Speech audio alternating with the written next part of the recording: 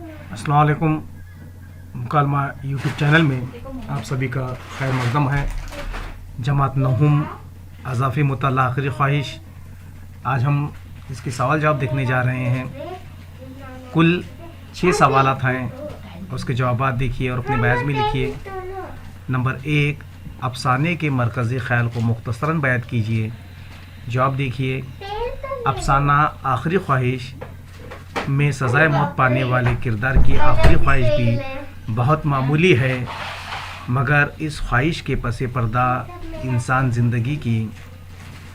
ज़िंदगी की अलमनाकी, बेवक़्ती और महरूमी को पेश किया गया है। अपने सादगी के सबब अफसाना कारी के जहन पर नक्श हो जाता है। अब दूसरा सवाल देखिए।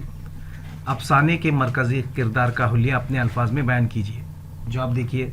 परमा, जो उड़ीसा के आदिवासी कबीलों में से एक फ़र्द था, वो एक बालिश कपड़े से बदन ढाके रहता, गले में रंग बिरंग पत्थरों की मालाएं पड़ी रहती, चेहरे को सुर्ख, सब्ज़ और सफ़ेद रंग से पेंट किया गया था।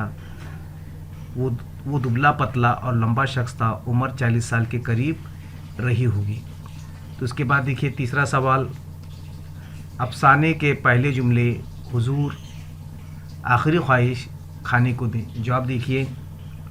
परमा को सजाए मौत सुना देने के दिन पता चल गया था कि उसकी लाश और सामान के उसके घर वालों को सौंप दिया जाएंगे, और अपने गरीब घर वालों को बहुत सारा दाल भात की ख्वाहिश की, और वो खान साहब से दरख्वास्त करता है कि तमाम चीज़ों के साथ ये खाना भी उनको दे दीजिए।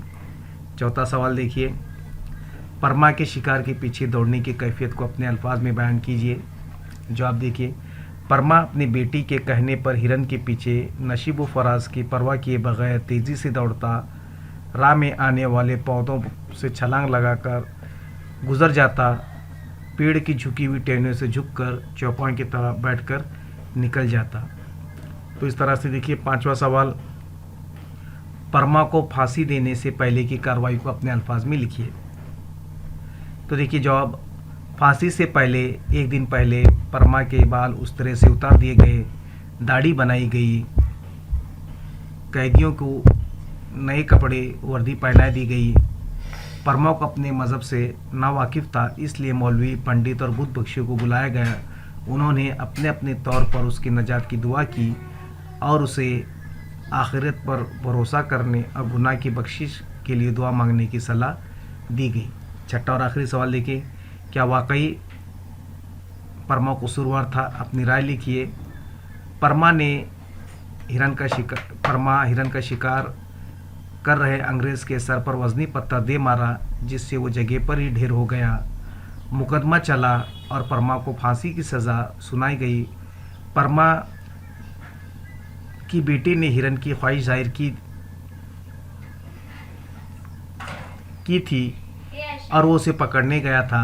वो हिरन को पकड़ने वाला था कि अंग्रेज़ ने हिरन पर वार किया और वो बग़ैर सोचे समझे इरादे के साथ अंग्रेज़ को हलाक कर दिया।